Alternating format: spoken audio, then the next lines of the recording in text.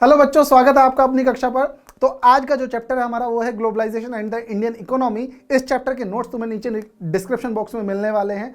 और चैप्टर बहुत मजेदार चैप्टर है इकोनॉमिक्स का, और टर्म 2 में इकोनॉमिक्स का लास्ट चैप्टर है आपका। तो चैप्टर को ध्यान से पढ़ना, ध्यान से समझना। पूरा चैप्टर एनसीईआरटी बेस्ड है और पूरे का पूरा चैप्टर तुम्हें बहुत अच्छे से समझ में आने वाला है। तो यहाँ पे जो चैप्टर है उसको हम शुरू करते हैं कि किन किन चीज़ों पर यह हमारा चैप्टर होने वाला है। तो चलो शुरू करते हैं। चैप्टर क्या है? चैप्टर है globalization and the Indian economy. Indian economy और ग्लोबलाइजेशन के बारे में हम यहाँ पे समझने वाले हैं।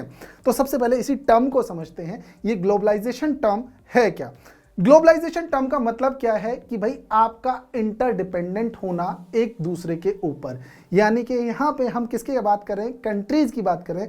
अगर एक कंट्री दूसरे कंट्री के ऊपर किसी चीज के लिए डिपेंडेंट है, एक तरीके से देखा जाए कहीं ना कहीं सिम्बायोटिक रिलेशनशिप है। बायोलॉजी में पढ़ा है ना सिम्बायोटिक रिलेशनशिप, है ना? तो आप एक दूसरे के ऊपर निर्भर हैं अपने फायदे के लिए, तो उसी को क्या बोला गया है? ग्लोबलाइजेशन बोला गया है। ग्लोबलाइजेशन हर एक तरीके से हो सकता है। कल्चरल हो सकता है, यानी कि जैसे टूरिस्ट इंडिया घूम के आए और इंडिया में जो उनको कल्चर पसंद आया तो उन्होंने अपने यहाँ कंट्री में फैलाना शुरू कर दिया, तो वो क्या हो गया? इंडियन कल्चर का ग्लोबलाइजेशन हो गया। तो वो अब उन्हें मेन सोर्स कहाँ है? वो इंडिया में है, तो इंडिया उन्हें आना पड़ेगा बार बार, तो इंडिया के ऊपर डिपेंडेंट हो गए। ये हो गया कल्चर के कंटेक्स्ट में। फिर होता है तुम्हारा पॉलिटिकल। आज की डेट में हर एक कंट्री कहीं ना कहीं पॉलिटिकली एक दूसरे के ऊपर डिपेंडेंट है।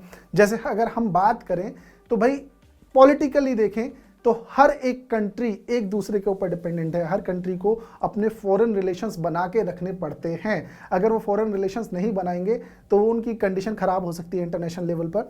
फिर आता है इकोनॉमिकली। तो इकोनॉमिकली भी हम एक दूसरे के ऊपर डिपेंडेंट होते हैं। जैसे इंडिया में क्रूड ऑयल बहुत कम मिलता है ना? जैसे बॉम्बे हाई और डिगबोई ऑयल फील्ड और या फिर केजी बेसिन, है ना? कृष्णा गोदावरी जो बेसिन है, कावेरी नहीं, कृष्णा गोदावरी जो बेसिन है, वहाँ पे थोड़ा बहुत ऑयल और नेचुरल गैस मिलता है। लेकिन इंडियन पॉपुलेशन इतनी ज़्यादा है, उससे हमारा भला नहीं हो पाता, तो उसे हमें इंपोर्ट करना पड़ता है मिडिल ईस्ट से।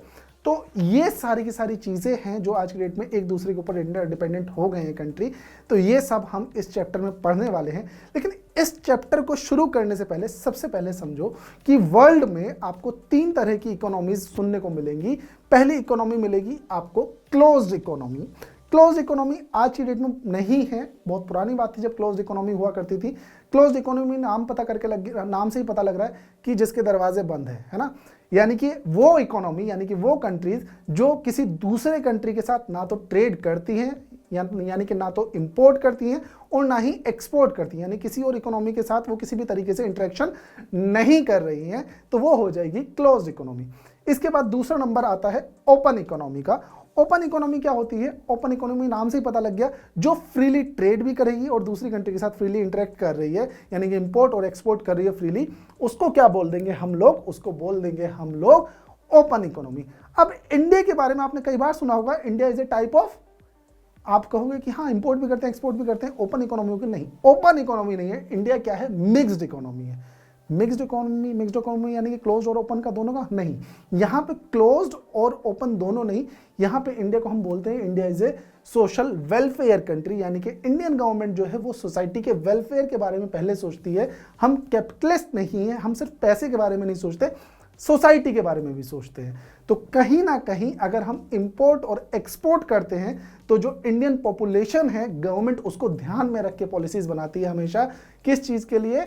इंपोर्ट और एक्सपोर्ट के लिए। जैसे कुछ टाइम पहले, अगर तुम्हें याद हो, शायद तुम्हें याद भी नहीं होगा, कि यूपी में जब रिलायंस ने अपने स्टोर्स खोलना स्टार्ट किया था, तो रिलायंस ने स्टोर्स खोले तो रिलायंस को गवर्नमेंट ने यह मना कर दिया कि आप सब्जियां नहीं बेचोगे। क्यों नहीं बेचोगे सब्जियां यूपी में? क्योंकि यूपी में अगर आप सब्जी बेचते हो तो यूपी में जो सब्जी बेचने वाला वेंडर है उससे कोई सब्जी नहीं खरीदेगा।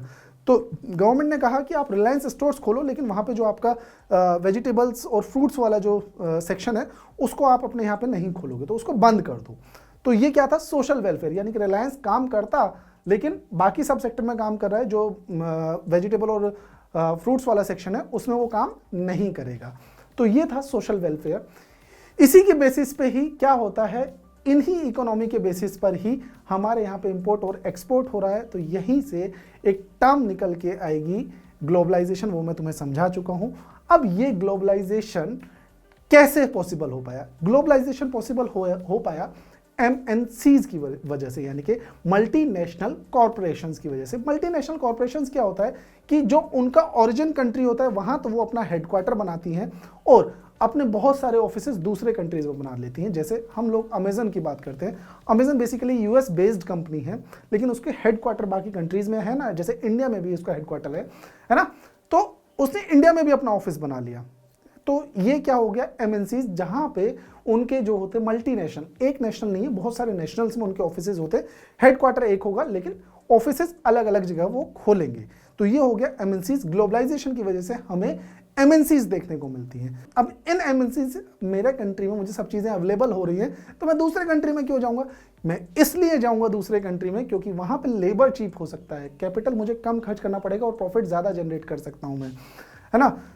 तो ये सारी चीजें थी। ये चीजें पॉसिबल कैसे हो पाई? ये चीजें पॉसिबल हो पाई किसकी वजह से?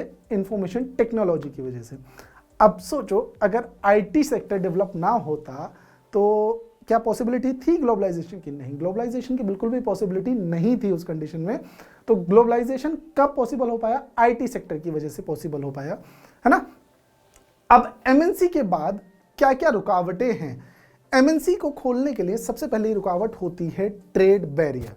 ट्रेड बैरियर्स क्या होते हैं? ट्रेड बैरियर्स को बच्चा ऐसे समझो कि जो ट्रेड बैरियर्स, गवर्नमेंट कुछ पॉलिसीज बनाती है फॉरेन कंपनीज के लिए जब वो किसी एक कंट्री में इन्वेस्ट करती है।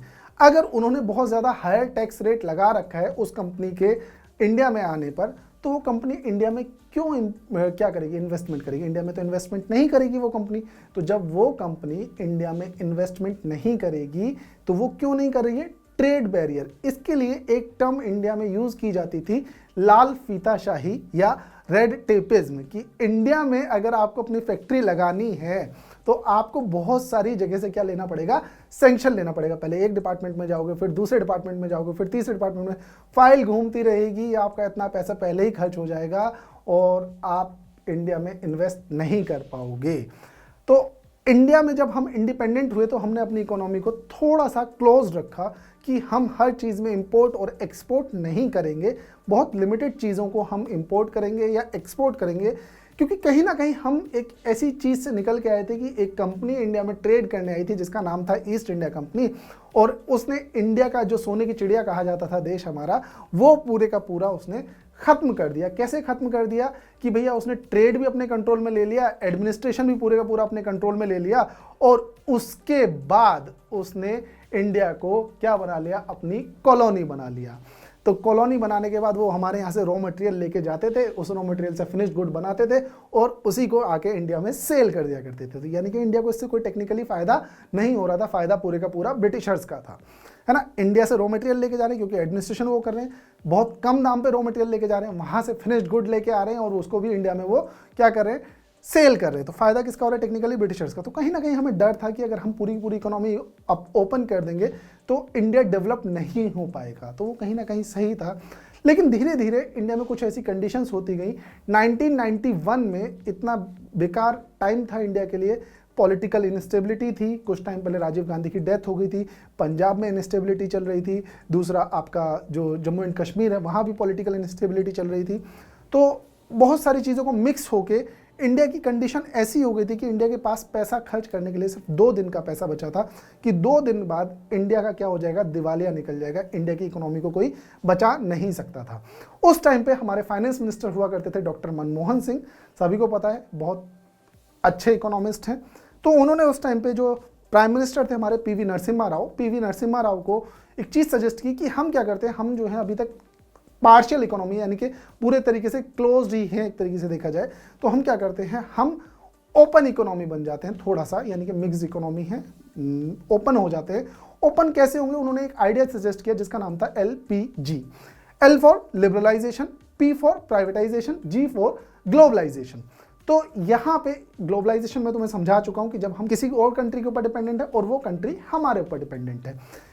एल और पी को समझते हैं लिबरलाइजेशन, की जो ट्रेड बैरियर्स थे या जो रेड टेपिंग वाली कंडीशन थी उसको रिमूव कर दिया कि पहले आपको अगर कोई फॉरेन कंपनी को इंडिया में इन्वेस्ट करना था तो उसे डिफरेंट सोर्सेज से या डिफरेंट डिपार्टमेंट से परमिशन लेनी पड़ती थी। अब यहाँ पे क्या कहा गया है कि गवर्नमेंट ने कहा कि अगर आपको कोई भी परमिशन चाहिए सिर्फ आरबीआई के पास आओ, आरबीआई से परमिशन लो और आपका सारा काम हो जाएगा। तो ये हो गया लिबरलाइजेशन, ठीक है। फिर आता है तुम्हारा क्या, पी फॉर प्राइवेटाइजेशन। प्राइवेटाइजेशन में क्या होता है कि गवर्नमेंट पैसा कमाती है। कैसे कमाती है कि जो गवर्नमेंट की कंपनीज हैं उनको सेल करके। उनको कैसे सेल कर सकती है, दो तरीके होते हैं, या तो अपनी 100% हिस्सेदारी को सेल कर दे और वो कंपनी गवर्नमेंट से प्राइवेट बन जाए, है ना। तो वो हो गया डिसइन्वेस्टमेंट, यानी कि इंडियन गवर्नमेंट ने पब्लिक सेक्टर को डिसइन्वेस्ट कर दिया। दूसरा तरीका जो हमारे पास आता है बच्चा, दूसरा तरीका हमारे पास आता है क्या, दूसरा तरीका है हमारे पास वो है कि कुछ हिस्सेदारी बेच दे, यानी जिसको हम ट्रिपल पी मॉडल बोलते हैं, यानी कि पब्लिक प्राइवेट पार्टनरशिप मॉडल बोला जाता है। यहां पे क्या होगा, यहां पे जो कंपनी है वो गवर्नमेंट अपनी पूरी पूरी हिस्सेदारी नहीं बेचेगी, वो क्या करेगी, मान लो 50% बेच दिया या 40% बेच दिया या 30% बेच दिया, इस तरीके से करके अपनी हिस्सेदारी बेच देगी। मींस अगर 50% बेचा तो 50% हिस्सेदारी प्राइवेट कंपनी की और 50% हिस्सेदारी किसी गवर्नमेंट के हाथ में है। अगर 40-60 के बीच में बेचा तो 60% गवर्नमेंट के पास, 40% उस प्राइवेट कंपनी के पास, है ना। तो इनको हम जॉइंट वेंचर भी बोलते हैं। तो ये गवर्नमेंट की कुछ पॉलिसीज थी कि लिबरलाइज कर दिया, प्राइवेटाइज कर दिया, ग्लोबलाइज कर दिया, यानी कि फॉरेन कंपनीज इंडिया में आ सकती हैं। तो भाई एलपीजी की जरूरत क्यों है, एलपीजी की जरूरत इसलिए है बच्चा कि हमारे यहाँ पे डेवलपमेंट के लिए बहुत सारे पैसे की जरूरत पड़ती है। अब इंडिया में इतनी पॉपुलेशन है, वो पूरी की पूरी पॉपुलेशन टैक्स तो पे करती नहीं है। अब जब वो टैक्स पे नहीं करती है तो गवर्नमेंट पैसा कहां से लाए, तो गवर्नमेंट उसके लिए लोन लेने जाती है किसके पास, वर्ल्ड बैंक के पास। अब वर्ल्ड बैंक लोन किस कंडीशन पे देगा, वर्ल्ड बैंक जैसे नॉर्मल बैंक्स क्या होते हैं, वो चेक करते हैं आपका सिबिल स्कोर, ठीक है। सिबिल स्कोर क्या है, आपका क्रेडिट स्कोर भी बोला जाता है कि आपने कोई पुराना लोन लिया था तो कितनी जल्दी पे कर दिया था, क्या आपने उसको लोन को डिफॉल्ट किया है, या कुछ ऐसी कंडीशंस देख के नॉर्मल बैंक आपको लोन देता है। वर्ल्ड बैंक के सामने एक कंडीशन है कि आपके पास फॉरेक्स कितना है। फॉरेक्स क्या है, फॉरेन एक्सचेंज, यानी कि हम इंटरनेशनल ट्रेड डॉलर में करते हैं, तो आपके पास डॉलर कितना है, उस कंडीशन में वो क्या करेगा, पूरे का पूरा तब आपको लोन देगा। तो मैंने बताया था ना 2 दिन, सिर्फ इतना पैसा बचा था वर्ल्ड बैंक की नज़रों में कि हम सिर्फ 2 दिन अपने कंट्री को चला सकते थे, 2 दिन बाद सब चीज़ें खराब हो जाती। तो जैसे ही हमने एलपीजी की पॉलिसी इंट्रोड्यूस की जुलाई 1991 में, इंडियन इकोनॉमी बहुत जल्दी से बूम करना स्टार्ट करती है। मीन्स भाई 5 ईयर प्लान्स होते हैं ना, तो जो हमारा 5 ईयर प्लान था उसमें हमारा टारगेट शायद 5 पॉइंट समथिंग या 4 पॉइंट समथिंग का था, और हमने जस्ट डबल जीडीपी अचीव की थी, 8 पॉइंट समथिंग की अचीव की थी। तो सोच रहे थे यार किसी तरीके से भगवान पास करा देना और नंबर आ जाता है 95%, तो वो कंडीशन इंडिया की हुई थी उस टाइम पे। तो फॉरेक्स आता कितने तरीके से, फॉरेक्स आता है फॉरेन इन्वेस्टमेंट से। अब ये फॉरेन इन्वेस्टमेंट कितने तरीके का हो सकता है, 3 तरह का। पहला होता है एफपीआई। एफपीआई में फॉरेन पोर्टफोलियो इन्वेस्टमेंट, यानी कि आप किसी कंपनी के कुछ शेयर्स खरीद लेते हो या म्यूचुअल फंड में क्या कर देते हो, आप इन्वेस्ट कर देते हो। मीन्स आप एक एनआरआई हो, आप इंडिया से बाहर रह रहे हो बहुत लंबे टाइम से, और आपने डॉलर में कुछ शेयर्स या म्यूचुअल फंड में इन्वेस्ट कर दिया, तो वो हो गया FPI, foreign portfolio investment. Means जिस कंपनी के शेयर्स में या म्यूचुअल फंड में आपने इन्वेस्ट किया है, उसकी कोई कहते हैं ना मैनेजमेंट या डिसीजन मेकिंग पावर आपके हाथ में नहीं आती है। दूसरी बारी आती है, दूसरा नाम है FII, foreign institutional investment. Foreign institutional investment क्या है, यहां पे भी फॉरेन है लेकिन इंस्टीट्यूशनल। आप कम से कम इतने शेयर्स खरीद लो कि उस कंपनी की 10% हिस्सेदारी आपके पास आ जाती है, तो वो हो जाता है फॉरेन इंस्टीट्यूशनल इन्वेस्टमेंट। यानी कि इंडिया में जो इंस्टीट्यूट्स थे उसमें ही आपने इन्वेस्ट कर दिया, है ना। तो मान लो आप कहीं पे कोई बैंकिंग सेक्टर चला रहे थे, तो इंडिया में आपने बैंकिंग सेक्टर में इन्वेस्ट कर दिया, है ना। तो ये हो गया फॉरेन इंस्टीट्यूशनल इन्वेस्टमेंट, यानी कि यहाँ पे 10% हिस्सेदारी गई है आपके पास। फिर आता है foreign direct investment. Means major decision making power आपके पास होगी। जैसे टाटा ने जेएलआर को परचेज किया, जगुआर एंड लैंड रोवर को परचेज किया, तो ये क्या था, ये था आपका एफडीआई, फॉरेन डायरेक्ट इन्वेस्टमेंट, यानी कि मेजर डिसीजन टेकिंग जो है वो किसके पास है, आपके पास है। इसको बोला जाएगा एफडीआई, फॉरेन डायरेक्ट इन्वेस्टमेंट। तो यहां से ये चैप्टर इसी के इर्द गिर्द घूमता है। तो चलो इस चैप्टर को हम शुरू करते हैं। चैप्टर पूरे का पूरा 1 शॉट में है, ध्यान से समझो, सब चीजें समझ में आएंगी। तो बच्चों, जैसा हमने इंट्रोडक्शन में पढ़ा कि ग्लोबलाइजेशन क्या है, तो ग्लोबलाइजेशन का हमने मीनिंग समझा बहुत अच्छे से कि ग्लोबलाइजेशन का मीनिंग क्या होता है कि जब एक कंट्री दूसरे कंट्री के ऊपर इंटरडिपेंडेंट हो जाते हैं, तो उसको एक तरीके से हम ग्लोबलाइजेशन बोल सकते हैं कि वर्ल्ड में बहुत सारे कंट्रीज हैं और वो कंट्रीज जो है एक कंट्री के लिए, एक कंट्री दूसरे कंट्री के ऊपर कहीं ना कहीं डिपेंड है। जैसे अगर हम इंडिया के एग्जांपल लें तो पेट्रोलियम के लिए हमें दूसरे कंट्री के ऊपर डिपेंड होना पड़ेगा और दूसरे कंट्री को इंडिया पे डिपेंड होना पड़ेगा फॉर एग्जांपल एग्रीकल्चरल प्रोडक्ट्स के लिए या किसी और चीज़ के लिए। उसी को क्या बोला गया है, ग्लोबलाइजेशन बोला गया है। तो आगे की जो कहानी है ग्लोबलाइजेशन की, उसमें जो हमारा इंट्रोडक्शन है वो क्या कहता है उसके बारे में बात करते हैं। तो देखो बच्चा, यहां पे देखते हैं हम लोग इंट्रोडक्शन को, अगर हम पढ़ें तो इंट्रोडक्शन क्या कह रहा है हमारा कि as consumers in today's world, जैसे कि तुम्हारी एनसीईआरटी को जैसे ही तुम देखोगे तो एनसीईआरटी में शुरू में ही क्या दे रखा है, एक कहानी बता रखी है कि जैसे आजकल हमारे सामने बहुत सारी चॉइसेस हैं। किस चीज के लिए चॉइसेस है कि अगर कोई भी गाड़ी खरीदनी है तो उसके लिए हमारे पास बहुत सारी चॉइसेस है ना। आप आज की डेट में फॉरेन ब्रांड्स, जैसे आप मानते हो अगर आपको लैम्बोर्गिनी परचेज करनी है वो भी इंडिया में अवेलेबल हो जाएगी, और अगर आपको कोई और कार परचेज करनी है जो फॉरेन मेड है वो भी आपको इंडिया में अवेलेबल हो जाएगी।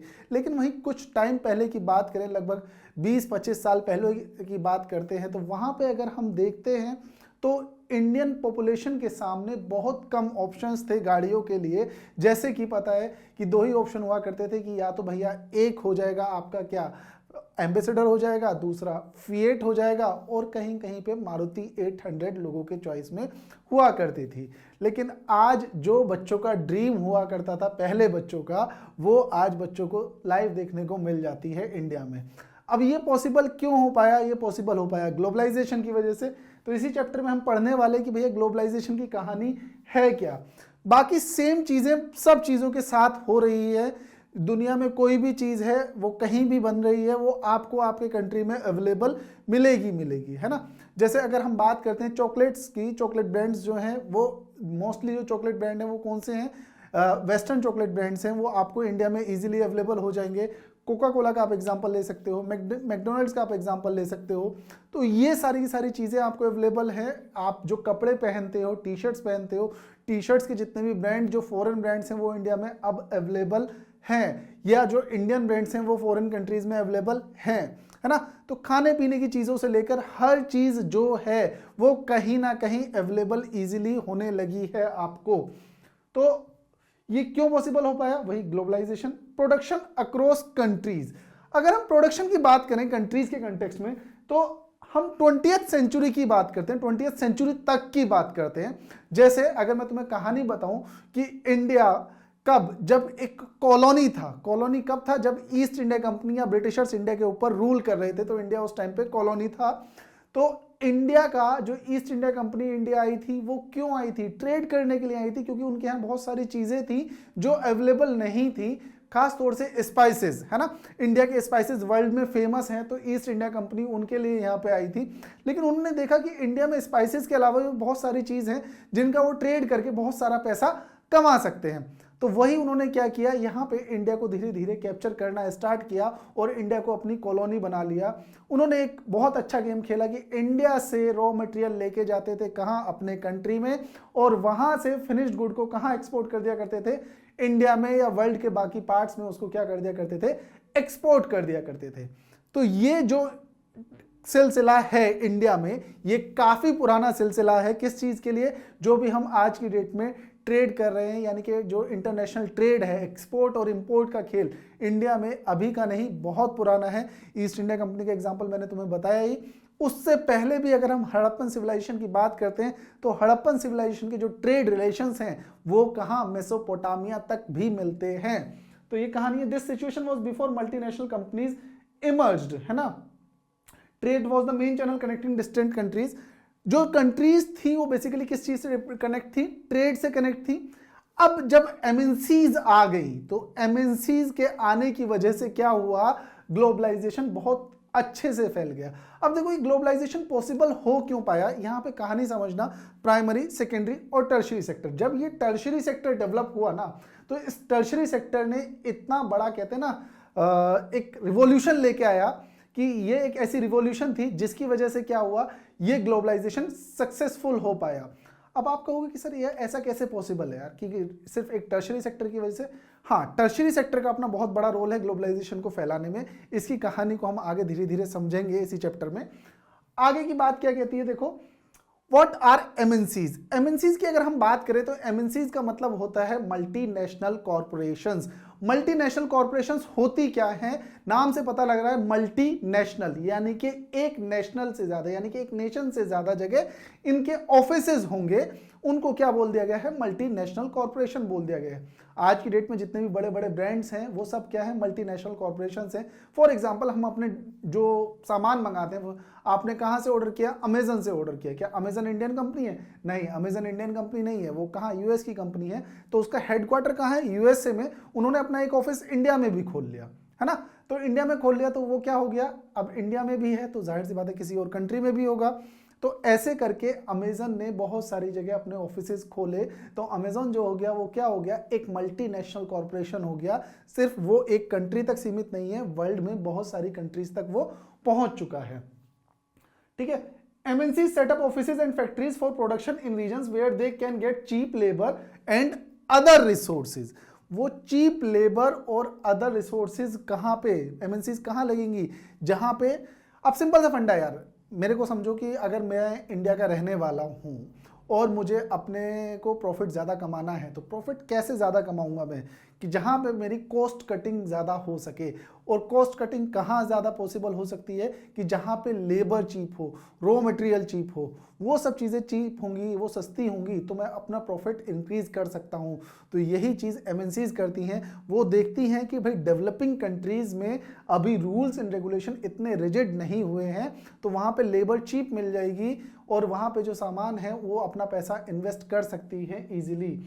इनका एम क्या है भाई, reduce the cost of production. Cost of production को जैसे कम करेंगे और उसको ज्यादा दाम में बेच सकते, तो उससे क्या होगा, प्रॉफिट का मार्जिन बढ़ जाएगा। फॉर एग्जांपल किसी चीज को अगर वो यूएसए में बना रहे हैं, तो यूएसए में बनाने में उन्हें 10 रुपए लग रहे हैं, यानी कि $10 लग रहे हैं, और $10 इज इक्वल टू कितना हो गया बच्चा, अगर हम 75 का भी एग्जांपल लें तो 750 रुपीज हो जाता है। अब वही चीज वो अगर इंडिया में बनाते तो इंडिया में वो 100 रुपीज में बन जाती है। अब 100 रुपीज की चीज वो इंडिया में बना रहे हैं, एक्सपोर्ट करके ले गए वो यूएसए में वो फॉर एग्जांपल 100 रुपया उनका यहां से इंडिया से यूएसए एक्सपोर्ट करने पे लग गया, तो 200 रुपया हो गया।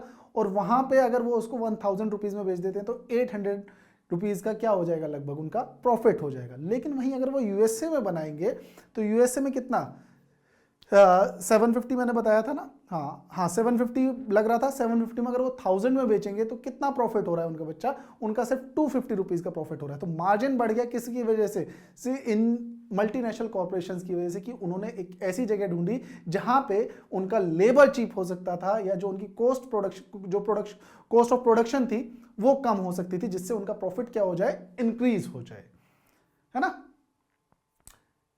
अब देखो प्रोडक्शन MNCs किन किन चीजों का कैसे होता है प्रोडक्शन। फॉर एग्जांपल उन्होंने देखा यूएसए में कंपनीज ने कि भाई हमारे यहाँ के जो डिजाइनर हैं वो बाकी डेवलपिंग नेशन से अच्छे हैं, तो हम प्रोडक्ट को अपने यहाँ पे डिजाइन कर लेते हैं। उन्होंने अपने हेडक्वार्टर में प्रोडक्ट को डिजाइन किया। अब फॉर एग्जांपल मोबाइल का एग्जांपल लेते हैं ना, आईफोन का एग्जांपल ले लेते हैं। तो आईफोन डिजाइन हुआ यूएसए में, तो यूएसए में जो उनका ऑफिस है कैलिफोर्निया में, वहां पर उन्होंने उसको डिजाइन किया। डिजाइन करने के बाद उन्होंने देखा कि यार अगर हम यूएसए का चिपसेट परचेज करते हैं तो यूएसए का चिपसेट पड़ रहा है लगभग $2 का, और वहीं अगर हम चाइना से चिपसेट परचेज करते हैं तो चाइना से चिपसेट पड़ रहा है लगभग $1 का, यानी कि $1 का पूरा फायदा हो रहा है ना। वहीं पे उन्होंने देखा कि अगर हम बल्क में प्रोड्यूस कराते हैं चाइना में तो वो $0.5 का हो जाता है और कम हो जाएगा। तो उन्होंने कहा कि ठीक है, हम क्या करते हैं, जो कंपोनेंट्स हैं मोबाइल फोन के वो वहां से मैन्युफैक्चर करा लेते हैं। अब उन्होंने देखा यार कि वहां से मैन्युफैक्चर करा लिया तो वहां पे असेंबलिंग ठीक नहीं है चाइना में, तो हम क्या करते हैं, असेंबलिंग के लिए इसको यूरोप और मैक्सिको बुला लेते हैं। वहां पे लेबर बहुत ज्यादा चीप है जो इनको असेंबल करेगा, तो वहां पे उसको वो असेंबल करा लेंगे। असेंबल कराने के बाद वो उसको पूरे वर्ल्ड में भेज देंगे सेल करने के लिए। ये तरीका हुआ। अब यहां पे एक एग्जांपल लो, इंडिया के लोगों की इंग्लिश बोली जाती है कि बहुत अच्छी है, तो उन्होंने क्या किया, सर्विसेज, यानी कि उनके फोन में कोई दिक्कत आती है तो इंडिया में एक कॉल सेंटर खोल दिया कि भैया हमारे प्रोडक्ट में कोई भी दिक्कत आएगी तो कॉल सीधा कहां आएगा, इंडियन कॉल सेंटर में आएगा, जहां पे इंडियन पॉपुलेशन बैठी है। तो सोचो एक ग्लोबलाइजेशन की वजह से कितने कंट्रीज में एम्प्लॉयमेंट का जनरेशन हुआ। यूएसए में की कंपनी थी तो जाहिर सी बात है यूएसए में तो एम्प्लॉयमेंट था ही था, उसके साथ साथ चाइना के जो मैन्युफैक्चरर्स थे जो चिप्स वगैरह बनाते थे उनको एम्प्लॉयमेंट मिला, फिर उसके बाद यूरोप में मिला, उसके बाद वो कहाँ पे पूरे वर्ल्ड में सेल हो गया और इंडिया के लोगों को भी एम्प्लॉयमेंट मिला। तो ग्लोबलाइजेशन का इतना फायदा है कि एक कंपनी कहीं और की है और वो पूरे वर्ल्ड में क्या दे रही है, एम्प्लॉयमेंट दे रही है। तो ये सारी की सारी कहानी है यहाँ पे। इसके बाद आता है कंडीशंस क्या क्या है। अगर मुझे अपनी एमएनसी लगानी है या आपको अपनी एमएनसी लगानी है तो आप सबसे पहली चीज क्या देखोगे, सबसे पहली चीज देखेंगे कि भैया मार्केट कितना क्लोज है। तो चाइना आके क्यों प्रोडक्ट बनवाना है या इंडिया आके क्यों प्रोडक्ट बनाना है, क्योंकि एशिया का जो मार्केट है अभी यहाँ पे सबसे ज्यादा डेवलपिंग कंट्रीज हैं, तो जाहिर सी बात है यहाँ पे उनके प्रोडक्ट्स की जरूरत भी सबसे ज्यादा है ना। डेवलप्ड नेशन में स्टेग्नेशन आ चुका है उन प्रोडक्ट्स के यूज के लिए, तो यहाँ पे मार्केट भी ज्यादा है, तो जाहिर सी बात है यहाँ पे हम अपना कहीं एक प्लांट लगा लेते हैं और यहीं से आसपास के एरिया में एक्सपोर्ट कर देंगे। Cheapest skill and unskilled labour जो होनी चाहिए वो सस्ती होनी चाहिए, है ना। जैसा मैंने तुम्हें शुरू में बताया था कि जो लेबर लॉज हैं या जो वो अभी इतने रिजिड नहीं है डेवलपिंग कंट्रीज में, क्योंकि उनको डेवलप्ड होना है, तो वहां पे लेबर बहुत ज़्यादा चीप मिल जाती है। वो दोनों तरह की लेबर मिलती है वहां पे, स्किल भी और अनस्किल्ड भी। फेवरेबल गवर्नमेंट पॉलिसीज का भी फेवर होना जरूरी है। अगर गवर्नमेंट पॉलिसीज किसी फॉरेन कंट्री को इंडिया में आने का परमिशन नहीं देंगी तो कोई फॉरेन कंट्री वहां पे जाना पसंद करेगी, नहीं करेगी। जैसा मैंने तुम्हें इंट्रोडक्शन में बताया था, ट्रेड बैरियर का एग्जांपल बताया था कि अगर गवर्नमेंट पॉलिसीज कहती हैं कि भाई आप यहां आओगे तो आपको इतना टैक्स पे करना पड़ेगा, अगर टैक्स ज्यादा होगा तो उनकी तो सारी की सारी अर्निंग कहां चली जाएगी, टैक्सेशन में चली जाएगी। तो इसीलिए वो क्या करते हैं, वो सिंपल सा फंडा उन्होंने ये कहा है कि भैया ठीक है, हम क्या करेंगे, अगर गवर्नमेंट की पॉलिसीज अच्छी होंगी तभी हम वहां जाएंगे, अदरवाइज नहीं जाएंगे। Having assured themselves to these conditions, MNCs set up factories and offices for production. अगर ये तीनों कंडीशन उनकी वेरीफाई हो रही है तो वो क्या करेंगे, अपनी फैक्ट्री वहां पे सेटअप कर देंगे। वो जो मनी स्पेंड करेंगे इंडिया में या किसी और कंट्री में जमीन खरीदने में या फैक्ट्री को बनाने में, उसको क्या बोला जाएगा, इन्वेस्टमेंट बोला जाएगा। और इंडिया के कंटेक्स्ट में अगर उन्होंने इंडिया में इन्वेस्ट किया तो हम उसको क्या बोलेंगे, फॉरेन इन्वेस्टमेंट, है ना। मींस अगर इंडिया किसी दूसरे कंट्री में इन्वेस्ट करेगा तो उसको भी क्या बोला जाएगा, फॉरेन इन्वेस्टमेंट। और इंडिया में कोई और कंट्री इन्वेस्ट कर रहा है तो उसको भी क्या बोला जाएगा, फॉरेन इन्वेस्टमेंट। ठीक है, ये मैंने बताया तुम्हें, फॉरेन इन्वेस्टमेंट बोला जाएगा। Any investment is made with the hope that these assets will earn profits. Investment simple सा टर्म है, अगर आप कहीं भी देखोगे कि भैया पैसा वहां इन्वेस्ट कर दे। इन्वेस्ट का मतलब क्या होता है, इन्वेस्ट का मतलब ये होता है कि वहां पैसा आपका पड़ा नहीं रहेगा, है ना, रखा नहीं रहेगा, वो पैसा आपको पैसा कमा के देगा। तो इसीलिए ये टर्म यूज की जाती है, इन्वेस्ट करना।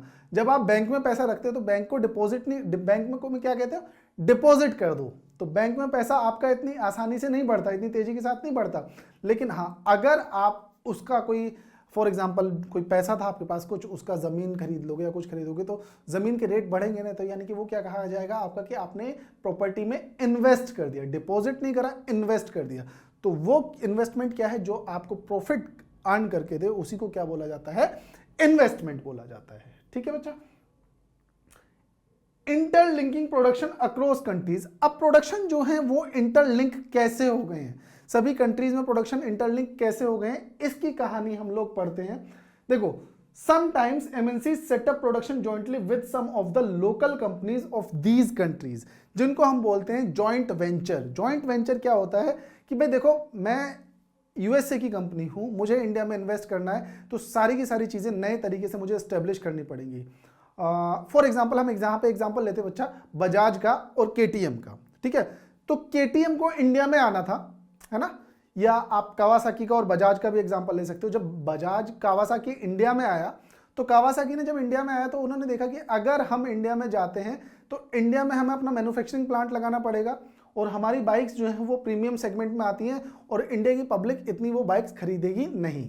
फिर हमें मैन्युफैक्चरिंग के साथ साथ डीलर नेटवर्क भी खोलना पड़ेगा, उसमें बड़ी दिक्कत होगी, पैसा खर्च होगा, है ना, सब चीजें होंगी। तो वहां पे उन्होंने क्या किया कि हम एक काम करते हैं, इंडिया की एक कंपनी के साथ टाई अप कर लेते हैं जिसका नाम था बजाज।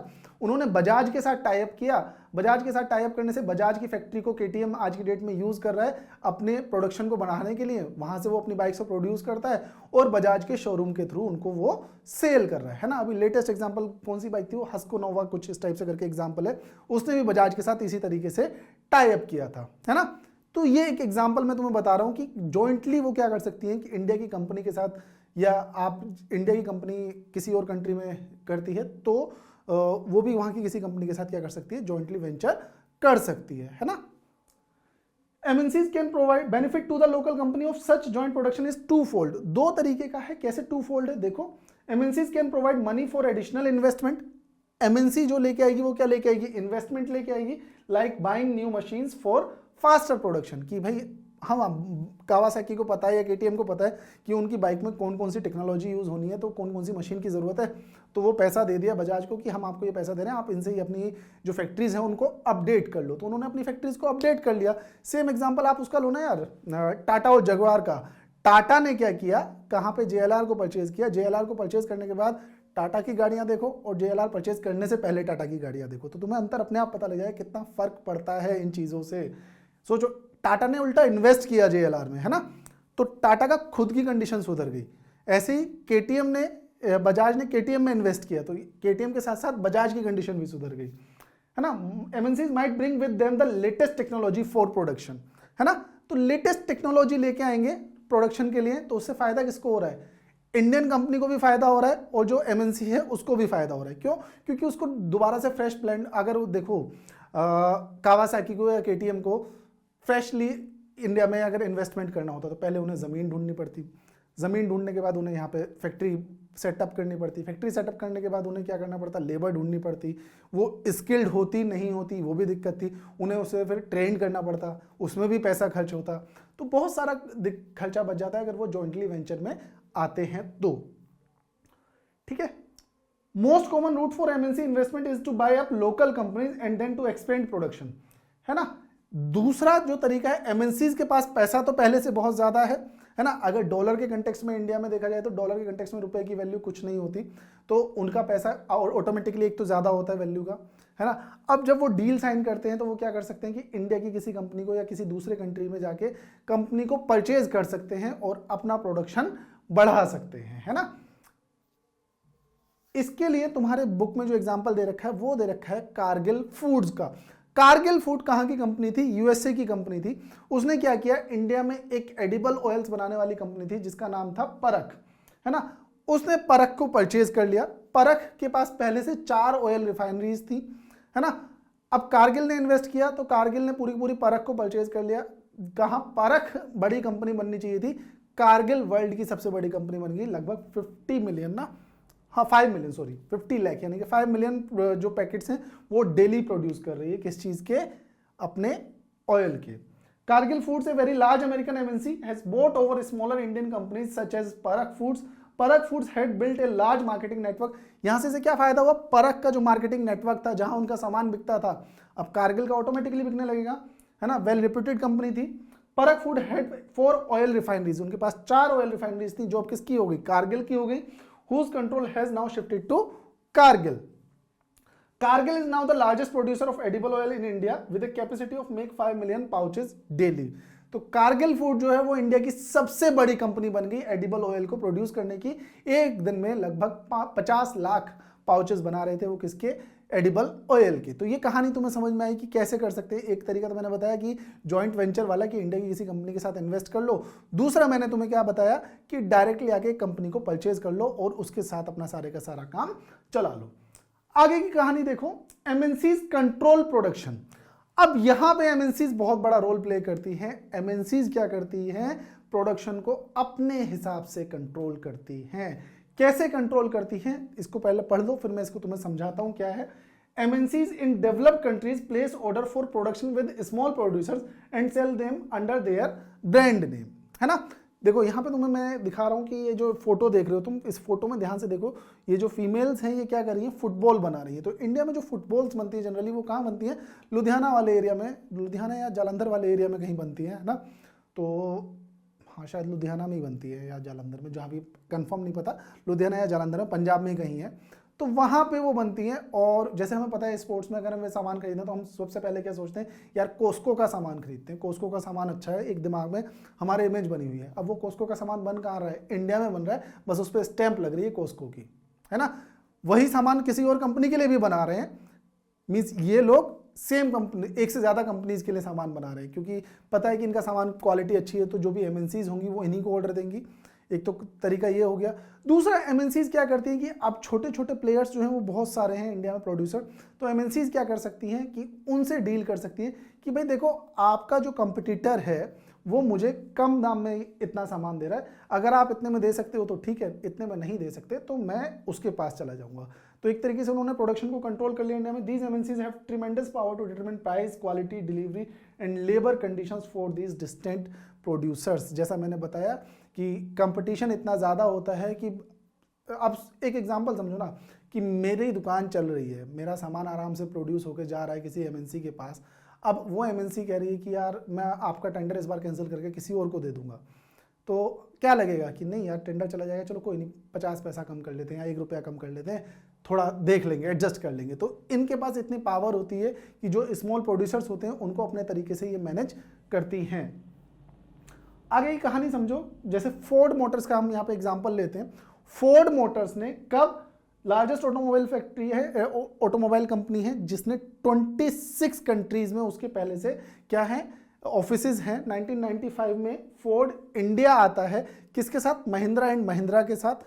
महिंद्रा की थार तो सबने सुनी ही होगी ना, तो उसके अलावा है ना अभी जैसे ट्रक्स भी बनाते हैं और भी बहुत सारी चीज़ों में महिंद्रा है, तो उसके साथ इन्वेस्ट किया। तो यहाँ पे देखा 2017 तक फोर्ड मोटर ने 88,000 क्या कर दिए थे अपने प्रोडक्ट्स इंडिया में सेल कर दिए थे और 1,81,000 कार्स को इंडिया से एक्सपोर्ट कर दिया था, है ना।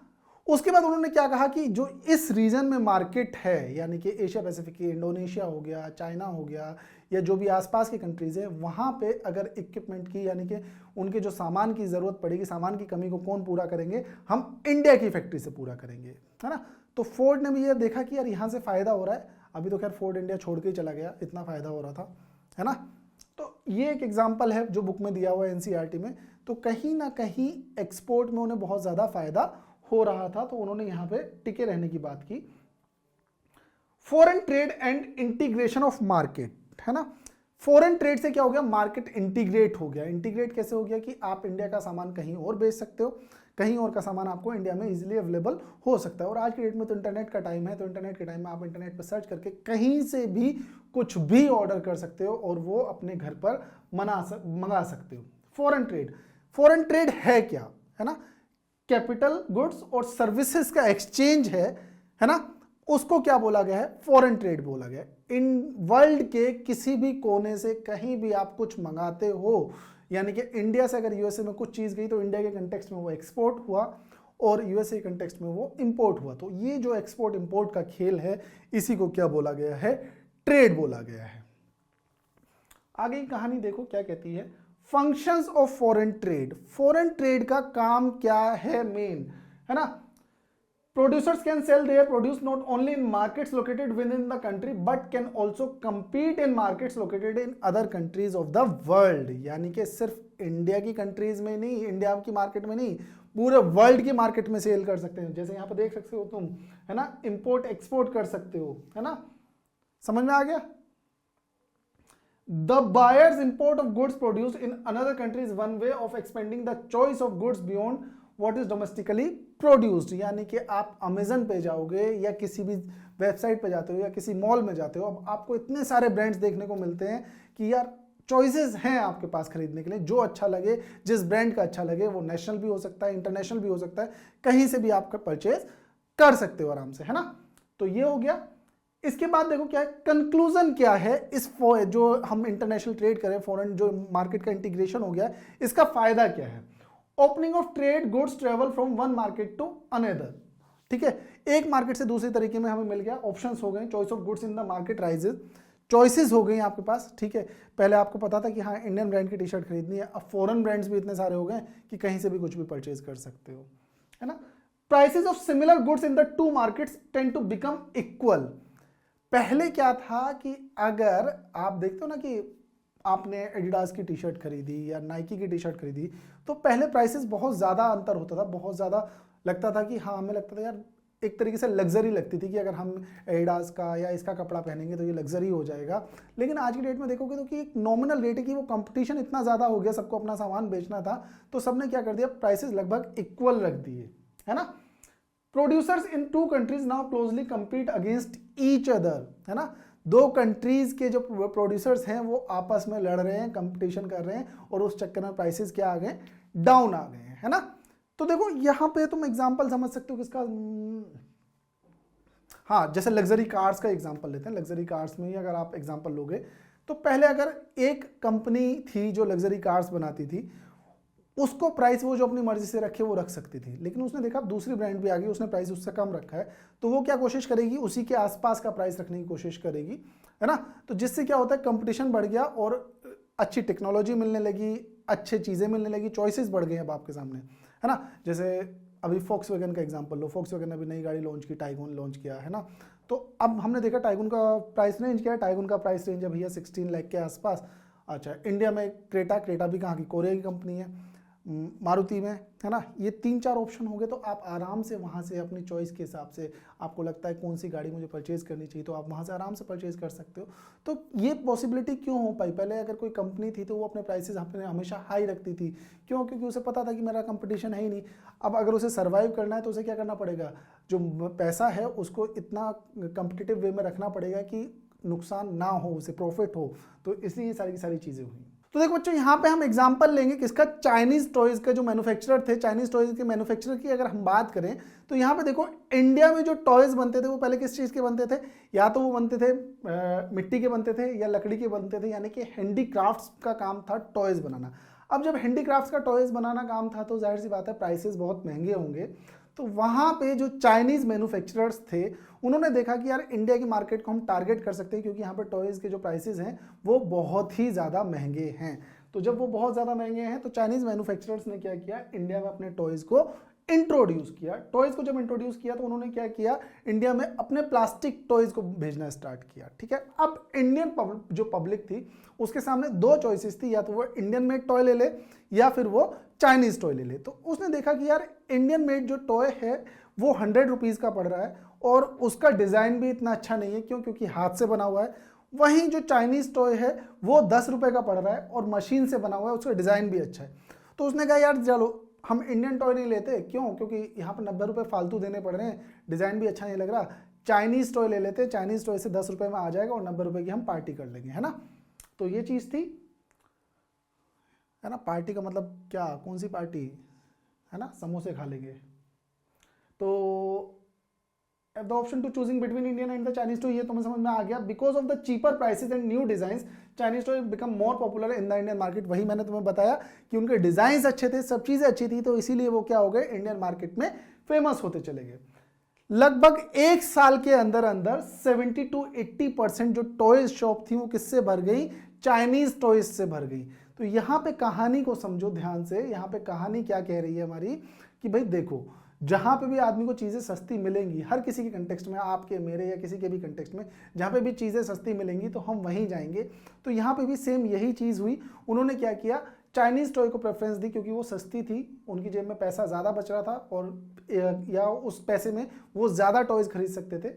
इसका एग्जांपल आप रिसेंटली देख सकते हो कि जो चाइना का जो हमारे साथ ट्रेड है हर साल जस्ट डबल हो जाता है। अभी रिसेंटली अभी न्यूज़ आई है, इतना सारा ट्रेड हमने बंद भी कर दिया, इतनी सारी एप्लीकेशंस को बैन भी कर दिया चाइनीज़, तब भी इंडिया का ट्रेड, और सोचो कोविड के टाइम में भी जो चाइना का ट्रेड है इंडिया के साथ वो लगभग $120 मिलियन का हो गया। जो लास्ट ईयर कितना था, 60 या 70 मिलियन डॉलर का था, तो इस बार 120, जस्ट डबल हो जाता है हर साल। उससे पहले 50 मिलियन डॉलर का था, उससे पहले इस टाइप से करके जस्ट डबल होता जा रहा है हर साल। तो foreign trade thus result in connecting the markets और integration of markets in different countries. तो देखो कनेक्टिंग, चाइना से पहले कोई लिंक नहीं था दूर दूर तक ट्रेड का, लेकिन इन टॉयज ने चाइना के साथ ट्रेड का लिंक बना दिया और दोनों मार्केट को इंटीग्रेट कर दिया। टॉय मैन्युफैक्चर हो रहा है चाइना में और आ कहाँ रहा है, इंडिया में बिक रहा है। तो सोचो कि दोनों मार्केट इंटीग्रेट हो गए। What is globalisation? ग्लोबलाइजेशन है क्या, है ना, is the process of rapid integration और इंटरकनेक्शन बिटवीन कंट्रीज। वही सेम चीज है, जब एक कंट्री किसी दूसरे कंट्री के ऊपर इंटरडिपेंडेंट हो जाएगी, यानी कि डिपेंड हो जाएगी, उसी को क्या बोला गया है, ग्लोबलाइजेशन बोला गया है। इस ग्लोबलाइजेशन में सबसे बड़ा रोल किसने प्ले किया, एमएनसीज ने, यानी कि मल्टीनेशनल कॉर्पोरेशंस ने बहुत बड़ा रोल प्ले किया है। More and more goods and services, investment and technology are moving between countries, है ना। सर्विसेज, टेक्नोलॉजी, सब चीजें पूरे एक कंट्री से दूसरे कंट्री में मूव हो रही हैं। इसी को क्या बोला गया है? ग्लोबलाइजेशन बोला गया है। तो एक कंट्री कहीं ना कहीं किसी ना किसी मामले में दूसरे कंट्री के ऊपर डिपेंडेंट है, इसी को हमने बोला है ग्लोबलाइजेशन। आगे चलते हैं। There is one more way in which the countries can be connected. दूसरा तरीका क्या है कनेक्टेड करने का? कि this is through the movement of people, यानी कि माइग्रेशन, या दोनों तरीके का हो सकता है, इमिग्रेशन और इमाइग्रेशन, है ना। इमिग्रेशन और इमाइग्रेशन दोनों तरीके का माइग्रेशन हो सकता है। आप इंडिया से बाहर भी जा सकते हैं और इंडिया में लोग आके रह भी सकते हैं। लेकिन ये इसलिए पॉसिबल नहीं हो पा रहा है। क्यों पॉसिबल नहीं हो पा रहा है? क्योंकि जो बहुत सारे कंट्रीज हैं उन्होंने आजकल टेररिस्ट अटैक को देखते हुए, बहुत सारी चीज़ों को देखते हुए सैंक्शंस लगाना स्टार्ट कर दिया। जैसे अभी कोविड का टाइम था, तो कोविड के टाइम में बहुत सारे कंट्रीज ने अपने नए नए सैंक्शंस लगा दिए। तो ये चीज़ जो है थोड़ी सी डगमगा गई है। तो ये इतना पॉसिबल नहीं है। तो आज की डेट में जो मार्केट को कैप्चर किया हुआ है वो किसके थ्रू कैप्चर किया हुआ है या कनेक्ट किया हुआ है? किसके थ्रू? ट्रेड के थ्रू कनेक्ट किया हुआ है। Factors that have enabled globalization. किन फैक्टर्स ने ग्लोबलाइजेशन को इनेबल कर दिया, यानी कि ग्लोबलाइजेशन किन फैक्टर्स की वजह से पॉसिबल हो पाया है, उस चीज के बारे में पढ़ेंगे बच्चा। सबसे पहला मैंने बताया टेक्नोलॉजी। सबसे पहला एग्जांपल है टेक्नोलॉजी। टेक्नोलॉजी नहीं होती तो ग्लोबलाइजेशन कहीं से कहीं तक भी पॉसिबल नहीं था। बहुत कम चांसेस थे या आने वाले 100-150 सालों में ग्लोबलाइजेशन पॉसिबल हो पाता, है ना। Rapid improvement in technology has been one major factor that the stimulated globalization process. The past 50 years have seen several improvements in transportation technology. सोचो, आपको हम चलते हैं अब से 200-300 साल पहले चलते हैं। अगर आपको इंडिया से कोई सामान इंग्लैंड भेजना है तो कितना टाइम लगेगा? लगभग 8 से 10 दिन या 20 दिन, बहुत लंबा टाइम लग जाता था, क्योंकि मोटरेबल शिप्स भी नहीं थे, है ना। तो बहुत टाइम लग जाता। तो ट्रांसपोर्टेशन ने जैसे जैसे एरोप्लेन आए, है ना, शिप्स आए, तो उन्होंने क्या कहा कि यार अब मूवमेंट ईजी हो गया। तो इसी वजह से ट्रांसपोर्टेशन टेक्नोलॉजी में भी, और दूसरा आईटी टेक्नोलॉजी, है ना, इंफॉर्मेशन टेक्नोलॉजी में जैसे जैसे डेवलपमेंट हुआ ये चीज़ें पॉसिबल हुई। This has made much faster delivery of goods across long distance possibilities at lower cost. पहले आप ऑनलाइन डिलीवरी, ऑनलाइन ऑर्डर करते थे 2 से 3 दिन लिया करता था, है ना। आज सुबह करो शाम तक भी ले सकते हो, है ना। ये चीज़ें पॉसिबल हो पाई किसकी वजह से? टेक्नोलॉजी और ट्रांसपोर्टेशन टेक्नोलॉजी दोनों के एडवांसमेंट की वजह से। Remarkable developments in information and communication technology, इसमें भी पॉसिबल हो पाया। जैसे यहाँ पे एक एग्जांपल दे रखा है तुम्हारा किसका? लंदन में एक न्यूज मैगजीन है। न्यूज मैगजीन कहाँ की है? लंदन की। डिजाइन और प्रिंट कहाँ पे हो रही है? इंडिया में हो रही है। क्यों? क्योंकि इंडिया में प्रिंटिंग कॉस्ट उनको सस्ती पड़ रही है एज कंपेयर टू लंदन। तो वो कैसे करते हैं कि भैया सारे का सारा टेक्स्ट उन्होंने ईमेल के थ्रू क्या भेजा, जो दिल्ली में कंपनी है उसको भेज दिया, ठीक है। अब जो दिल्ली में डिजाइनर्स हैं वो क्या करेंगे? एक उसका रफ बनाएंगे और रफ बना के उसको वापस कहाँ भेज देंगे? इंग्लैंड भेज देंगे। अब इंग्लैंड में अगर वो फाइनल हो जाता है तो उसको वो क्या कर देंगे? प्रिंट कर देंगे, और प्रिंट करके वो क्या कर देंगे? उसको एक्सपोर्ट कर देंगे, यानी कि उसके प्रिंटिंग को आप वो या तो कार्गो में डाल देंगे, प्लेन के कार्गो में डाल देंगे या शिप के कार्गो में डाल देंगे, और वो वहां से फिर सब जगह सेल होनी स्टार्ट हो जाएगी। और वहां से जो लंदन की कंपनी थी उसने पेमेंट कैसे कर दिया भैया? इंटरनेट बैंकिंग से। लो, पैसा भी आ गया, है ना। तो ये बहुत ज्यादा चीजें पॉसिबल हो पाई किसकी वजह से? टेक्नोलॉजी। मैंने बताया ना, ट्रांसपोर्टेशन, अगर सोचो शिप हो मीन्स ये एरोप्लेन वगैरह ना होते, टेक्नोलॉजी एडवांस ना होती ट्रांसपोर्टेशन टेक्नोलॉजी, तो भैया पहले वहाँ से उन्होंने जनवरी की न्यूज़ मैगजीन थी, जनवरी की न्यूज़ मैगजीन को उन्होंने पब्लिश कराने के लिए इंडिया भेजा, है ना। इंडिया आने में उसे लग गए 15 दिन, यानी कि 15 फेब को वो इंडिया आया। 15 फेब के बाद उन्होंने एक डिज़ाइन तैयार किया। डिज़ाइन तैयार करने के बाद उसे वापस भेजा कहाँ? इंग्लैंड। इंग्लैंड से फिर वो पहुँचा लगभग 1 मार्च के आसपास। 1 मार्च को इंग्लैंड में वहाँ पे उस कंपनी ने देखा जिसकी मैगजीन थी, हाँ ठीक है, उसने फिर वो वापस भेजा, वो आया इंडिया। 15 मार्च को फिर से आया, 15 दिन फिर से लग गए। अब इंडियंस ने उसको प्रिंट करा, प्रिंट करके 15 मार्च से 30 मार्च तक उसे फिर से वापस भेजने की तैयारी कर ली। तो सोचो, जनवरी की न्यूज़ मैगजीन कब जाके पब्लिश हो पा रही है? अप्रैल में जाके पब्लिश हो पा रही है। फिर पैसे का वेट करो या एडवांस का और इन सब चीज़ों का वेट करो। अब इंटरनेट बैंकिंग, एक क्लिक सारा काम, है ना, इंटरनेट पे भेज दिया उन्होंने, प्रिंट करा और प्रिंट करके वापस भेज दिया। सब चीज़ें ये पॉसिबल हो पाई किसकी वजह से? टेक्नोलॉजी के एडवांसमेंट की वजह से। दूसरा तरीका क्या है? Liberalization of foreign trade. मैंने बताया ना, लिबरलाइजेशन हमने इंट्रोडक्शन में पढ़ा था। इंडियन गवर्नमेंट ने 1991 में एक पॉलिसी अपनाई जिसको बोला गया LPG, लिबरलाइजेशन, प्राइवेटाइजेशन और ग्लोबलाइजेशन।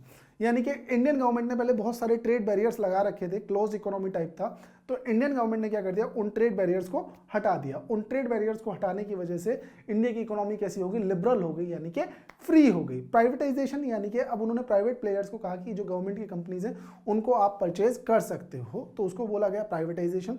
ग्लोबलाइजेशन की, अब फॉरेन कंट्रीज ने इंडिया में भी अपनी फैक्ट्रीज लगानी स्टार्ट की और इंडियन कंपनीज ने भी विदेशों में अपनी फैक्ट्रीज लगानी स्टार्ट की। जैसा मैंने एक एग्जांपल बताया तुम्हें, सर्विसेज के लिए जनरली हर कंट्री की चॉइस होती है इंडियन यूथ, क्योंकि कॉल सेंटर पे इंडियन यूथ जाता है और उनकी इंग्लिश अच्छी होती है, तो इसलिए उन्हीं को चांसेस मिलते हैं। तो सर्विस सेक्टर में हम बहुत ज़्यादा आगे हैं इन चीज़ों में। गवर्नमेंट ट्रेड बैरियर क्या है, government impose restriction on international trade, e g. Taxes और imports. Government can use trade barriers to increase और डिक्रीज रेगुलेट फॉरेन ट्रेड, यानी कि उन्हें अगर एक्सपोर्ट बढ़ाना है तो इंपोर्ट पे टैक्स लगा दिया, तो वो अपने हिसाब से रेगुलेट कर सकते हैं उसको, ठीक है। तो 1991 में एलपीजी पॉलिसी हम इंट्रोडक्शन में पढ़ चुके हैं। जैसे यहाँ पे बताया, आफ्टर इंडियन इंडिपेंडेंस, जब 1947 में इंडिया इंडिपेंडेंट हुआ, तो इंडिपेंडेंट होने के बाद इंडिया के सामने एक छोटी सी दिक्कत थी कि यार अगर हम अभी से इंपोर्ट करने लगेंगे तो कहीं फिर से वही कंडीशन ना हो जाए जो ईस्ट इंडिया कंपनी ने की थी। दूसरी कंडीशन ये थी कि हमारे पास इतना पैसा भी नहीं था, क्योंकि नए नए आज़ाद हुए थे और एक कंट्री हमारा डिवाइड होकर पाकिस्तान बन गया था, तो उसको भी कुछ पैसा हमें देना पड़ा था। पॉपुलेशन भी बहुत ज़्यादा थी, तो हमने कहा नहीं यार, हम इंपोर्ट नहीं करेंगे, हम अपनी इकोनॉमी को सॉर्ट ऑफ क्लोज इकोनॉमी रखेंगे। बहुत कम चीज़ों में, जो हमारी एसेंशियल चीज़ें, जैसे हम एग्रीकल्चर वाले कंट्री हैं तो एग्रीकल्चर से रिलेटेड मशीनरी या जो फर्टिलाइजर्स वगैरह सिर्फ उन्हीं को इंपोर्ट करेंगे, बाकी किसी चीज़ को इंपोर्ट नहीं करेंगे। तो हमने क्या किया, उस टाइम पे बहुत सारे ट्रेड बैरियर्स को लगा के रखा था, है ना। एसेंशियल आइटम्स को हम सिर्फ करते थे। Removing barriers on restriction set by the government is what is known as liberalization. अब जब गवर्नमेंट ने 1991 में ये रेस्ट्रिक्शंस को रिमूव किया, तो इसी को क्या बोला गया है, लिबरलाइजेशन बोला गया है। यानी कि इंडियन गवर्नमेंट ने क्या कर दिया, ट्रेड को फ्री कर दिया, है ना। इसके बाद की कहानी आती है लिबरलाइजेशन, प्राइवेटाइजेशन, ग्लोबलाइजेशन। ये मैं तुम्हें पूरा अभी थोड़ी देर पहले भी समझाया है कि गवर्नमेंट ने ट्रेड बैरियर्स को हटा दिया, फिर अपना डिसइन्वेस्टमेंट स्टार्ट कर दिया। ये मैंने इंट्रोडक्शन में पढ़ा चुका हूं तुम्हें।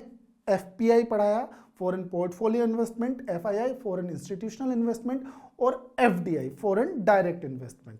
तीन तरीके से हो सकता है। Government decide that the time had come for Indian producers to compete with producers around the globe, तो उनको आना चाहिए इंडिया में। Competition would improve the performance of producers with in the country, उनकी कंडीशन सुधर जाएगी कंट्री के अंदर। Decision was supported by powerful international organisations जैसे world trade organizations. Barriers on foreign trade and foreign investment were removed to a large extent. बहुत सारी चीज़ों पे हमने हटा दिया, जो हम सिर्फ एसेंशियल सर्विसेज को इंपोर्ट कर रहे थे, अब बहुत सारी चीज़ों को हमने इंपोर्ट करना स्टार्ट कर दिया। वर्ल्ड ट्रेड ऑर्गेनाइजेशन, देखो यहाँ पे एक चीज समझो, वर्ल्ड ट्रेड ऑर्गेनाइजेशन का पुराना नाम था GATT, है ना, general agreement on tariff and trade, तो ये था GATT, ठीक है। तो GATT का नाम हमने सबने सुना है, शायद नहीं भी सुना होगा तुम लोगों ने, क्योंकि कब बना था ये, अक्टूबर 1948 में बना था, लेकिन उस टाइम पे ये सिर्फ डेवलप्ड कंट्रीज के साथ था। अब डेवलपिंग कंट्रीज भी आने लगी तो देखा कि ट्रेड ऐसे फ्री नहीं हो पाएगा, तो डेवलपिंग कंट्रीज को भी कुछ मिला के इसका नाम चेंज कर दिया गया वर्ल्ड ट्रेड ऑर्गेनाइजेशन, और इसको बनाया गया कब, 1 जनवरी 1995 को। इसका बेसिकली काम क्या है पहले वो समझ लो। Liberalisation of foreign trade and investment in India was supported by some very powerful international organisation, जिनमें से एक थी वर्ल्ड ट्रेड ऑर्गेनाइजेशन। इनका कहना क्या है कि जो ट्रेड होना चाहिए वो फ्री होना चाहिए, ट्रेड बैरियर्स नहीं होने चाहिए, ठीक है। वर्ल्ड ट्रेड ऑर्गेनाइजेशन कब बनी थी, 1 जनवरी 1995 को बनी थी। 164 कंट्रीज इसकी आज की डेट में मेंबर हैं। इंडिया 1995 में इसका मेंबर बन गया था, और इसका जो हेडक्वार्टर है वो कहां पे है, जिनेवा, स्विट्जरलैंड में इसका हेडक्वार्टर है, ठीक है। ये इसका हेडक्वार्टर है जो जिनेवा में है। क्या है WTO का नाम, वही allow free trade for all. In practice it is seen that developed countries have unfairly retain trade barriers, है ना।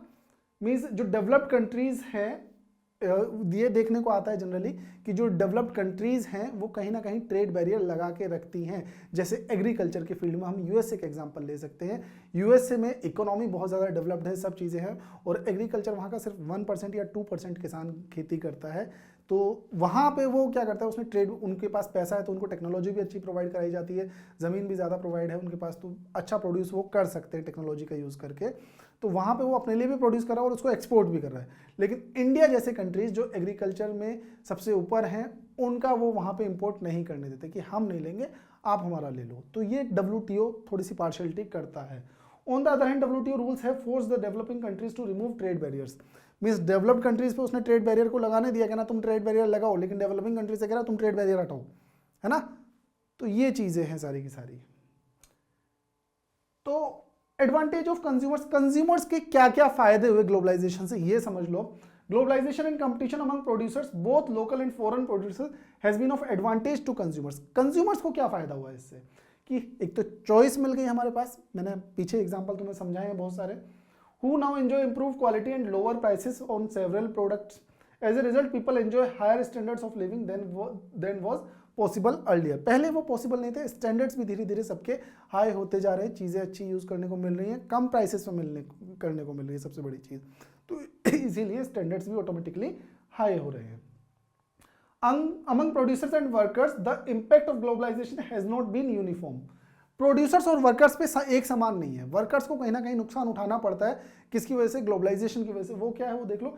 MNCs have increased their investments in India over the past 20 years, which means investing in India has been beneficial for them. उनके लिए beneficial है, इसीलिए वो India में लगातार invest कर रहे हैं। MNCs have been interested in industries such as cell phones, automobiles, electronics, soft drinks, fast food और services such as banking in urban area. Services का मैंने एग्जांपल तुम्हें कॉल सेंटर वाला बताया, ठीक है। एक एग्जांपल ऑटोमोबाइल्स का ले लो कि तुम्हें पता है इंडिया में जो डोमेस्टिकली सबसे ज़्यादा बाइक बेचने वाली कंपनी है वो हीरो है ना। उसके बाद जो इंडिया में सबसे ज़्यादा एक्सपोर्ट करने वाली बाइक कंपनी वो कौन सी है? बजाज है ना। तो कहीं ना कहीं ऑटोमोबाइल हमारा बहुत अच्छे से डेवलप्ड है। In these industries and services new jobs have been created. इन इंडस्ट्रीज में और सर्विसेज में नई जॉब क्रिएट होती हैं टाइम पे। Local company supplying raw material etcetera, these industries have prospered. क्योंकि लोकल कंपनीज क्या कर रही है? इनको रॉ मटेरियल सप्लाई कर रही है, तो ये कंपनीज अपने आप प्रोस्पर होती जा रही हैं। Several of the top Indian companies have been able to benefit from the increased competition. They have invested in newer technology and production. जैसे टाटा ने JLR को खरीदा, मैंने तुम्हें एग्जांपल बताया कि जगुआर को या JLR को परचेज करने से पहले टाटा की गाड़ियों की कंडीशन क्या थी और अब कंडीशन क्या है ना कहीं सेफ्टी में बहुत आगे जाती जा रही है। हर जो कार है इनकी 4 स्टार या 5 स्टार आती है ग्लोबल NCAP क्रैश टेस्ट में, है ना। Tata Motors automobiles, Infosys, Ranbaxy, Asian paints और सुंदरम फास्टनर्स जो नट्स एंड बोल्ट्स की कंपनी है, ये सारी कहीं ना कहीं फायदे में रही है, क्योंकि इनमें कहीं ना कहीं से फॉरेन इन्वेस्टमेंट हुआ है या इन्होंने कहीं ना कहीं फॉरेन इन्वेस्टमेंट किया है। तो ये सारी की सारी कंपनियों को फायदा हुआ है। Globalization has also created new opportunities for companies providing services, practically those involving IT. अगर IT सर्विसेज के लिए भी बहुत ज़्यादा फायदेमंद रहा है। जैसे मैंने तुम्हें एग्जांपल बताया था कि लंदन की जो मैगजीन थी वो दिल्ली में प्रिंट हो पा रही थी, किसकी वजह से? इस IT सेक्टर के डेवलप होने की वजह से। Indian companies producing a magazine for the London, वही एग्जांपल यहाँ पे दे रखा है। Services such as data entry, accounting, administrative, call centres, ये सारे के सारे कहाँ पे? इंडिया में बहुत चीपली अवेलेबल है। इसलिए step to attract foreign investment. Foreign investment को अट्रैक्ट करने के लिए गवर्नमेंट क्या काम कर सकती है? तो सबसे पहला काम किया है Indian government, in order to attract foreign investment has to set up industrial zones, जिनको बोला जाता है सेज या स्पेशल इकोनॉमिक जोन बोला जाता है। इन स्पेशल इकोनॉमिक जोन में क्या होता है? गवर्नमेंट बहुत सारे काम कर सकती है, जैसे क्या? टैक्सेस को रिड्यूस कर सकती है कि आप कंपनी लगाओ 5 साल तक हम आपसे कोई टैक्स नहीं लेंगे, है ना। वर्ल्ड क्लास फैसिलिटीज, इलेक्ट्रिसिटी पूरी सप्लाई होगी, वाटर की सप्लाई होगी, रोड्स होगा, यानी अच्छा इंफ्रास्ट्रक्चर मिलेगा। एजुकेशनल फैसिलिटीज भी होंगी। क्यों? क्योंकि जो वर्कर्स वहां काम करने जाएंगे उनके बच्चे कहां पढ़ेंगे, तो इसलिए एजुकेशनल फैसिलिटीज भी। मैं यहाँ पे तुम्हें एग्जांपल बताना चाहूंगा गुजरात का। तो जब गुजरात में डेवलपमेंट आने की बात हुई तो डेवलपमेंट के लिए वहां पे जो गवर्नमेंट थी, गवर्नमेंट ने क्या कहा कि भाई देखो आप हमारे यहाँ पे प्लांट लगाओ या इन्वेस्ट करो, हम आपको सारी सर्विसेज देंगे, लेकिन शर्त हमारी यह है कि आपको उस एरिया में इन्वेस्ट करना पड़ेगा जहां पे हम कहेंगे, है ना। तो गुजरात गवर्नमेंट ने वो एरियाज चूज किए जो बहुत ज्यादा अंडर डेवलप्ड थे, तो वहां पे उन्होंने इन्वेस्टमेंट कराना शुरू किया फॉरेन कंपनीज से। तो जाहिर सी बात है फॉरेन कंपनीज से वहां इन्वेस्ट कराओगे तो वहां ऑटोमेटिकली डेवलपमेंट हो ही जाएगा। इसीलिए गुजरात को इंडिया का सबसे डेवलप्ड स्टेट भी बोला जाता है कहीं ना कहीं, है ना। टैक्सेस 5 साल तक उन्हें टैक्सेस पे करने की जरूरत नहीं होती। लेबर लॉज में फ्लेक्सिबिलिटी कर देते हैं कि भाई आप अपने हिसाब से लेबर लॉज हम थोड़ा सा फ्लेक्सिबल कर देते हैं सेज में, कि इनको फायदा होना चाहिए। जब एक बार ये स्टेबल हो जाएंगे उसके बाद इनके ऊपर लेबर लॉज को बढ़ा देंगे, ठीक है। इसके बाद आता है globalization and small producers. Globalization से स्मॉल प्रोड्यूसर्स को नुकसान है बहुत ज्यादा, फायदा तो है ही और नुकसान भी है। नुकसान क्या क्या है देखो, जैसे for small producer globalization pose serious challenge to either compete or perish. या तो वो कम्पीट करें या वो खत्म हो जाए, सबसे बड़ा खतरा तो ये है। Batteries, plastic, toys, dairy product and vegetable oil are some example which have been hit hard due to competition की वजह से ये जो इंडस्ट्रीज हैं धीरे धीरे खत्म होना स्टार्ट हो गई हैं। Many have shut down making workers jobless, यानी कि ये बंद हो गई, बंद होने के बाद यहाँ के वर्कर्स जो है वो जॉबलेस हो गए। Notably small industries in India employ the largest number of workers 20 million in the country next to agriculture.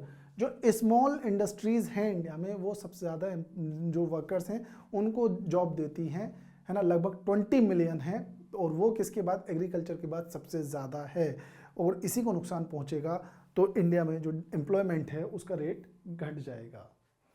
Competition and uncertain employment, सबसे बड़ी दिक्कत है कंपटीशन और अनसर्टेन एम्प्लॉयमेंट की। तो यहाँ पे क्या है, globalization have substantially impacted the workers life, no job security. अब कंपनी को प्रॉफिट चाहिए, अगर कंपनी को प्रॉफिट नहीं हुआ तो वो इंडिया से चली जाएगी, तो जो लोग उसमें जॉब कर रहे थे वो जॉबलेस हो गए। जैसे बेस्ट एग्जांपल अभी रिसेंटली हमारे सामने फोर्ड को प्रॉफिट नहीं हुआ, उसने कहा कि हम इंडिया में अपना सारे का सारा काम खत्म कर रहे हैं। अब जिन्होंने फोर्ड की गाड़ी ली थी अभी 6 महीने पहले या 2 महीने पहले बंद होने से पहले, उनको भी नुकसान, जो इतने सारे वर्कशॉप्स थे उनके जो एम्प्लॉयज़ थे वो कहाँ जाएंगे, जो फैक्ट्री में काम कर रहे थे वो कहाँ जाएंगे, तो ये बहुत सारा नुकसान हो जाता है।